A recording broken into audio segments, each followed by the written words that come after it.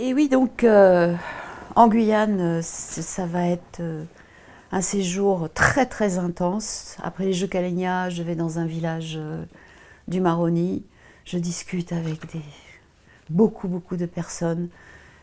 J'ai beaucoup de chance par rapport à ce qui s'y passe, parce que les gens peuvent témoigner, notamment du fait, c'était la demande dans ce rapport du Sénat, que une des raisons pour lesquelles les jeunes se suicident, c'est qu'il n'y a pas de collège et de lycée dans les villages, ni même du Maroni.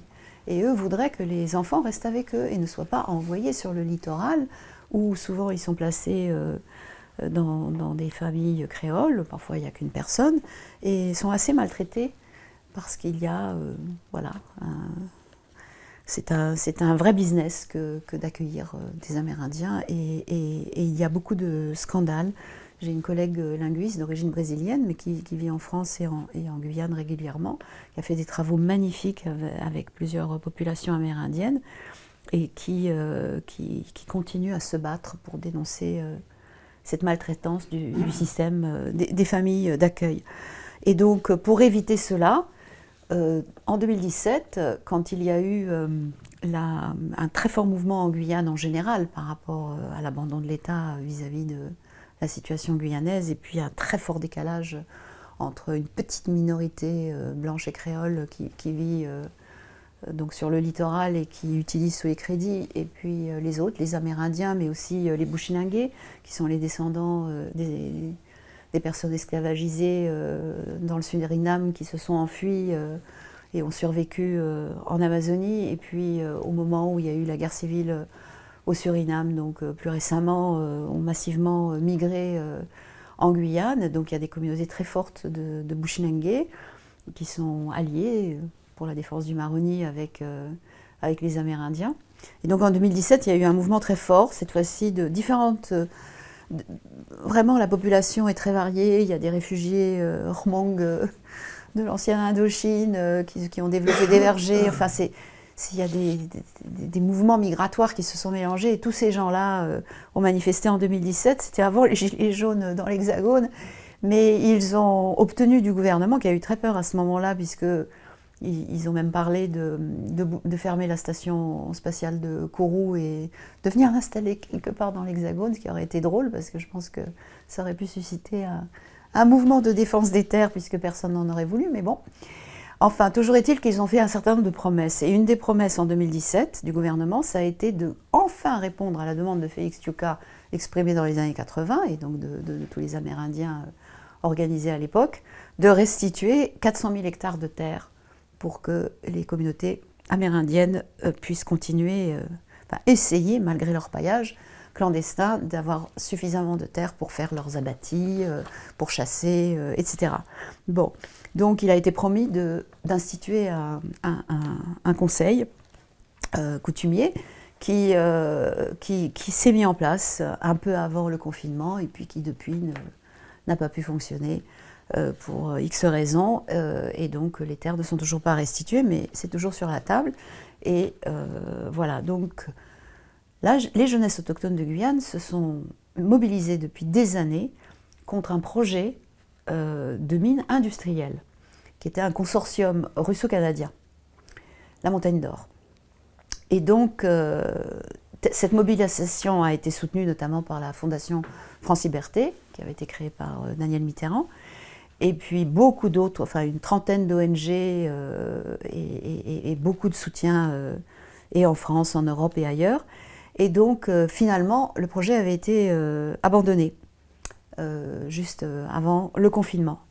Mais voilà qu'aux dernières nouvelles, donc je parle de tout ça aussi dans le livre, mais là, tout récemment, depuis que le livre est sorti il y a 6 mois, des actionnaires américains de ce consortium, de la Montagne d'Or, se sont retournés contre le gouvernement français en demandant plus d'1 milliard de compensations du fait que la mine ne se fait pas.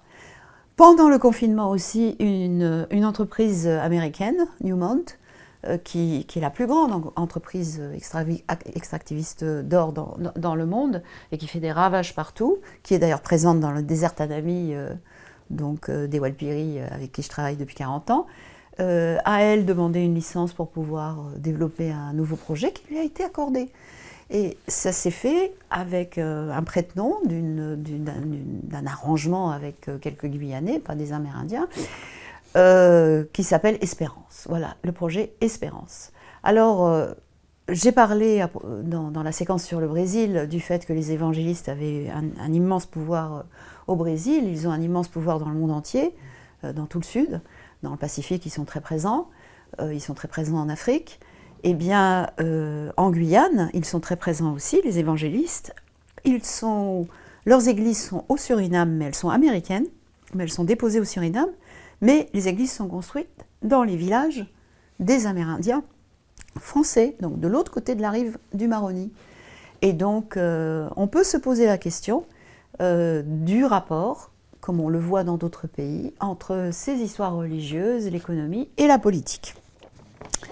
Bon, la Guyane française. C'était le chapitre 3. Le chapitre 4, je traverse en fait des tas de luttes autochtones, comme par exemple Standing Rock dans le Dakota, aux USA, qui a mobilisé beaucoup de gens à travers le monde grâce aux réseaux sociaux pour s'opposer à la construction d'un pipeline qui allait détruire un de leurs lieux sacrés où ils ont des ossements d'ancêtres, et qui a été soutenu par des vedettes d'Hollywood, et qui ont eu cette idée, proposée par des Amérindiens et des activistes, disons, à la fois écologistes et anticapitalistes, de dire, eh bien, pour arriver à changer l'économie, pour arriver à cesser les investissements dans les grands projets destructeurs, par exemple, au Dakota Pipeline, il y avait 6 banques françaises, dont la BNP et le Crédit Agricole, et évidemment les intérêts financiers de Trump juste avant son élection. Et donc, pour favoriser un changement de paradigme et de pratique et d'économie d'économie nouvelle, il ne s'agit pas de revenir au communisme d'antan qu'on a connu. Il faut inventer quelque chose de nouveau qui favorise les communs, et donc de penser autrement les financements, et donc ce qu'on appelle le désinvestissement dans les banques, des banques qui investissent dans des projets destructeurs, pour aller chercher d'autres banques ou en créer qui investissent dans des projets durables, qui respectent les milieux. Et donc plusieurs vedettes d'Hollywood ont été très sensibles à cette stratégie et ont retiré de leur banque tout ce qu'elles gagnaient, donc des millions, ce qui évidemment faisait un impact très fort. Mais le mouvement, le Dakota Pipeline, là pour l'instant est arrêté parce que pendant le confinement, ça a à nouveau été bloqué. Trump l'avait relancé, mais voilà, pour l'instant, les Amérindiens ont gagné sur leurs terres à cet endroit-là, du Dakota. Mais entre les deux, quand le projet avait repris, ils avaient fait une tournée en Europe dans les banques pour essayer d'expliquer aux banques qu'il fallait qu'elles désinvestissent. Et la BNP avait désinvesti, ça ne les a pas empêchés d'investir ailleurs, c'est ce qu'on appelle le greenwashing, c'est toujours compliqué. Des banques en Suisse ont refusé de les recevoir, mais ce mouvement est intéressant de désinvestissement des banques parce que ça ne concerne pas que les gens très riches, ça nous concerne tous, nous avons tous de l'argent dans les banques. Et donc si toutes ces petites sommes se rassemblaient dans des nouvelles formes de mutualisation, eh bien peut-être ça donnerait quelque chose. Bref, dans ce chapitre 4, je parle aussi d'un autre groupe que j'avais fait inviter au festival de chamanisme, les Yézidis. Les Yézidis qui sont ce peuple extraordinaire qui résiste à l'islam en Iran, en Irak, jusqu'à la Russie depuis des siècles, et qui, je l'ai appris en rencontrant des réfugiés yézidis ici, grâce à une chanteuse et étudiante en anthropologie, Milena Kartovsky-Ayash, qui était partie dans un camp de réfugiés à Lesbos, où étaient justement des familles yézidis, qui étaient les rescapés en 2014 du terrible massacre, et ce n'était pas le premier qu'ils vivaient dans leur histoire, donc des islamistes de Daesh qui ont massacré les gens, kidnappé des femmes et des enfants, et donc ce sont des femmes kurdes du PKK qui ont permis à un certain nombre de familles, on ne sait pas exactement combien de milliers de gens, parce que voilà, c'est difficile de savoir aussi ensuite où sont tous les réfugiés, mais qui ont aidé donc les familles à traverser la frontière irakienne. Et c'est ainsi que cette famille extraordinaire que j'ai eu la chance de rencontrer m'a expliqué un peu leur vision spirituelle. Et donc, dans leur langue, il y a un mot qui dit « Qui es-tu » Et c'est ça qui est interprété comme « Et où es-tu » Où es-tu? Et c'est la manière de dire Dieu.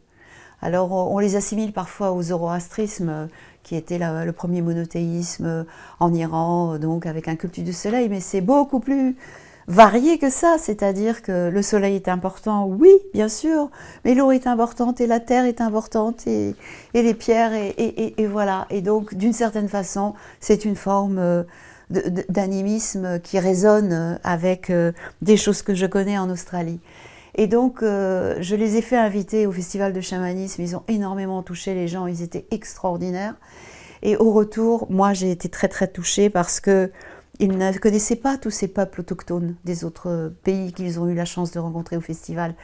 Et ils ont dit finalement, nous sommes une grande famille.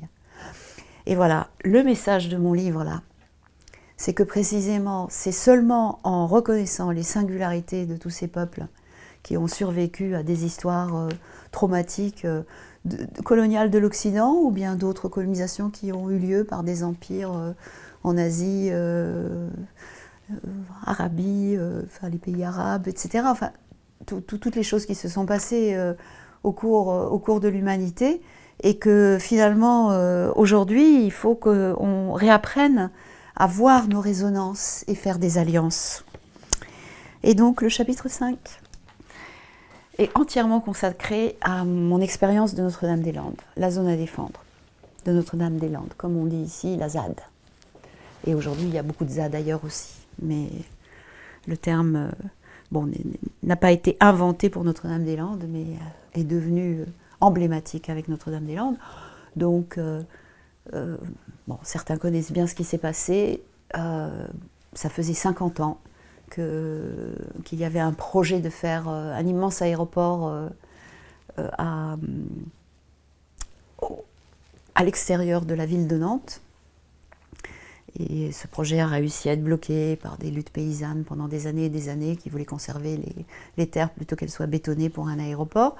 Et puis en 2012, 2008, le projet revient sur la table et donc des activistes divers occupent la zone et pendant 10 ans, je passe les détails, j'invite les gens à lire le livre parce que j'y raconte toute l'histoire, mais en fait, il va se développer sur ces 1600 hectares destinés à un aéroport, une expérimentation sociale extraordinaire,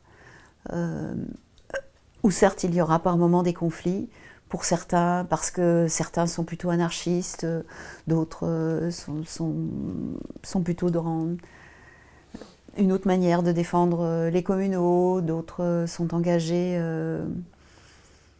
sont végétariens, alors que certains ont des vaches et des poules. Voilà, il y a une multiplicité de lieux qui sont construits, des vieilles fermes qui sont squattées, des paysans qui refusent les indemnités et qui sont aidés par les zadistes pour pouvoir résister pendant 10 ans.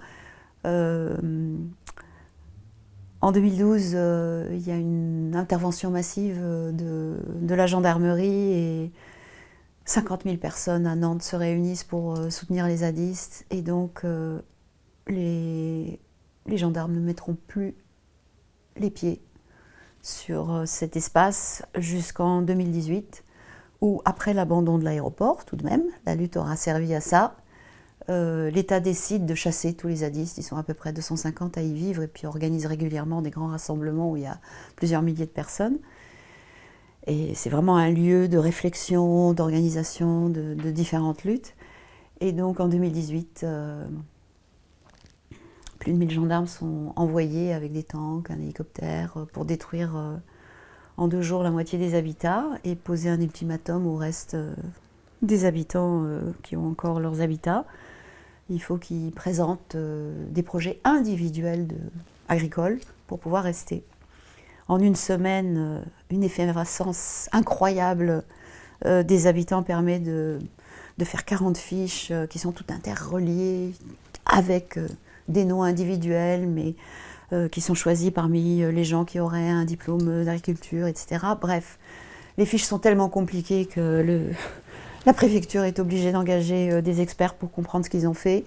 Finalement, la moitié des projets sont acceptés et ils obtiennent un bail pour 9 ans. Donc une convention d'occupation précaire d'abord pendant 1 an, puis ensuite des baux pour 9 ans. Donc là maintenant ça va faire 7 ans, il leur reste 7 ans.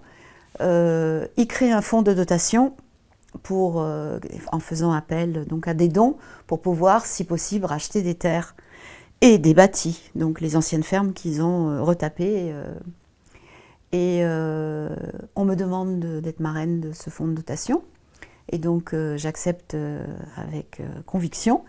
Nous sommes plusieurs intellectuels, parce que c'est ça l'idée, il y a comme une sorte de comité scientifique, quoi. Donc il y a Christophe Bonneuil qui est historien, il y a Damasio, un écrivain de science-fiction, il y a Geneviève Azam qui est économiste, voilà. Donc on soutient ça, près de 800 000 euros sont réunis en 1 an. Et voilà que l'État ne veut pas vendre de terre, ne veut pas vendre de bâtis. Arrive le confinement, il continue à vivre là-bas, à construire, reconstruire. Il passe un accord avec l'ONF, c'est l'Office national des forêts, que l'État veut maintenant privatiser. Donc ne recrute plus de personnes pour l'ONF, ne s'occupe plus des forêts. Et donc il passe un accord avec l'ONF, font un rapport de gestion formidable en proposant de continuer à s'occuper de la forêt. De cette manière-là, donc un accord est passé avec l'ONF, ils développent ensuite l'école des Tritons, ils accueillent toutes sortes de gens pour des visites, voilà. Et 2 fois maintenant l'été, il y a eu les rencontres intergalactiques, enfin depuis le confinement, où des milliers de gens se sont réunis pour parler de toutes sortes de questions. L'été dernier, je suis allée évidemment présenter le livre, que d'ailleurs le chapitre, je ne l'aurais pas publié s'il n'avait pas été lu par un collectif. Donc, comme je fais avec les aborigènes d'habitants qui m'ont fait des commentaires passionnants que j'ai pris en compte. Et donc voilà, ils s'y discutent des questions, des enjeux de féminisme, des enjeux de décolonialité. Des gens de partout viennent. Un espace a été construit par des Basques qui s'appelle l'Ambazada, hein, l'ambassade de la ZAD, où d'ailleurs, je raconte dans le livre, j'ai fait venir 3 Polynésiens qui étaient invités par une de mes anciennes étudiantes qui est maître de conf à Brest pour faire une exposition. Et donc, il y a eu un atelier à la ZAD avec ces 3 artistes. Viri Taimana qui dirige l'école des métiers d'art à Papeete, Toikai Devatine et Hiro qui est une artiste polynésienne, et Tokai Devatine qui est à la fois enseignant, enfin ils sont tous enseignants et artistes.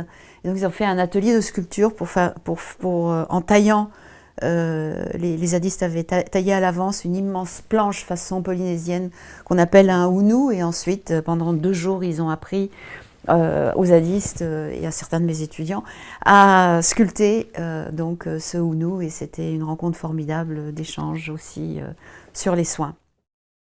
Ce chantier de sculpture à Notre-Dame-des-Landes, il y avait 5 de mes étudiants en master d'études environnementales, parce que il y a 3 ans, avec justement Christophe Bonneuil, enfin c'était son idée d'ailleurs au départ, l'historien, donc qui est aussi dans le fonds de dotation de Notre-Dame-des-Landes, Geneviève Pruvost, qui est une sociologue qui a aussi travaillé avec ses étudiantes à la ZAD il y a des années, à l'époque avant avant que le projet d'aéroport soit abandonné, donc quand il y avait quand c'était un espace de non-droit, cette utopie anarchiste, où d'ailleurs tout ce qui était produit à manger était vendu à prix libre, donc chacun selon ses moyens, et puis il se produisait tellement de choses, et encore aujourd'hui d'ailleurs, que souvent les zadistes font des dons, notamment dans les luttes autour. Ils faisaient beaucoup de dons aussi sur les ronds-points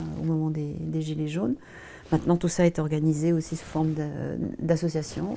Il y a la Cagette des Terres, et donc qui distribue la nourriture. Il faut dire qu'il y a beaucoup de collectifs à travers la France depuis la pandémie qui se sont organisés pour faire des cantines populaires. Et donc, ces étudiants, donc on a créé avec une dizaine de collègues, dont aussi Malcolm Ferdinand, qui a écrit une écologie son titre, une écologie décoloniale. Et puis donc des historiens, des sociologues, des anthropologues, dont Florence Brunoy-Passina, Frédéric Keck, donc on est une dizaine, Benoît Hazard qui travaille en Afrique. Donc on a décidé de faire un parcours pluridisciplinaire d'études environnementales, parce qu'il nous a semblé que voilà, la seule manière de répondre aux urgences climatiques, économiques et sociales, c'était de faire réfléchir les étudiants de cette manière transversale. Et donc on a eu énormément de demandes, mais le HSS, donc l'École des hautes études en sciences sociales, nous permettait de créer ce master que si on recrutait 25 par promotion. Donc on a donc...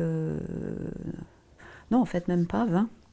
20 par promotion, donc là maintenant ils sont 70, mais puisque ça fait 3 ans que ça dure, donc selon les niveaux M1, M2, et puis maintenant c'est devenu une formation doctorale, donc maintenant on a aussi des doctorants. Et donc, mais la demande était trop forte, donc on a été obligé d'instituer une sorte de concours. On a examiné les dossiers, c'était déchirant, parce que tous ces jeunes sont absolument formidables. Ils sont déjà très très engagés dans la vie citoyenne, dans la lutte pour le climat, dans toutes sortes de mouvements contre les discriminations. Enfin, et donc voilà. Moi, la première année, j'ai suivi 6 étudiants formidables. Voilà, une étudiante antillaise qui travaillait donc sur la situation, sur les jardins, qui essayent de répondre aux problèmes de chlordécone. Un haïtien qui travaillait sur les catastrophes. Et puis d'autres étudiants qui ont pu d'ailleurs tous partir malgré le confinement sur le terrain, comme un étudiant en Guyane française qui travaille sur l'histoire donc des politiques gouvernementales françaises à l'égard de l'Amazonie, un travail magnifique aussi avec des habitants de la montagne Limousine, un très très beau travail aussi sur des soins alternatifs et d'acupuncture de la terre en Normandie. Voilà, Émilie Ménard qui vient justement d'avoir une bourse pour continuer en thèse.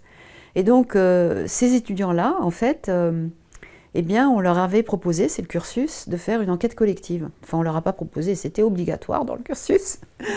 Et donc, en 2019, c'était notre première année, à l'automne, on est parti, on avait choisi d'aller sur, justement, la montagne Limousine. Hébergé pour une semaine par la ferme de La Chaux. Et les étudiants étaient dans un gîte, les encadrants étaient à la ferme de La Chaux. Et on était divisés en 3 groupes. Et moi, j'ai co-animé un groupe avec Geneviève Prévost sur le soin. J'avais pu l'été précédent rencontrer des soignants, des guérisseurs qui travaillent avec des énergies de la terre. Et donc, la semaine d'enquête a été quelque chose d'absolument extraordinaire, et pour moi et pour les étudiants. Et donc, les entretiens étaient tellement riches et les expériences, on a même fait un voyage chamanique, que, en fait, on avait un document de plus de 200 pages, et on a décidé d'en faire un livre, si les habitants étaient d'accord. Ceux qui sont dans le livre, qui est sorti le 2 novembre, des énergies qui soignent en montagne Limousine, étaient d'accord, certains avaient, avec un pseudo. On explique dans le livre pourquoi une des personnes a préféré que son témoignage très intime, extrêmement émouvant et instructif pour nos étudiants et pour nous, elle a préféré qu'il ne soit pas mis dans le livre parce que c'était quelque chose que nous avions partagé et que voilà, elle ne souhaitait pas que ce soit partagé avec tout le monde puisqu'elle continue à soigner. Voilà, et donc ce livre qui est sorti le 2 novembre suscite énormément d'enthousiasme. Nous l'avons lancé au magasin général de Tarnac le 2 novembre, qui maintenant a été racheté par un collectif de 60 personnes. Bon, pour l'histoire de Tarnac, vous pouvez regarder dans mon livre Les Esprits de la Terre et partout ailleurs sur le net. Mais c'est surtout des nouvelles personnes qui sont installées maintenant et qui gèrent ce collectif du MGT, qui a un camion qui se balade de village en village aussi, puisqu'il y a une épicerie, il y a un bar, un restaurant. Ils ont acheté donc tout l'immeuble avec un jardin aussi. Et donc il y avait tellement de monde que pour parler du livre, en fait, les étudiants se sont séparés en 3 groupes sur 2 étages et les discussions ont duré jusqu'à 23 heures. Voilà, et je pense que cette jeune génération est extraordinaire et je pense que l'anthropologie, en ce sens, a tout à gagner à s'allier avec d'autres disciplines comme nous faisons dans ce cursus.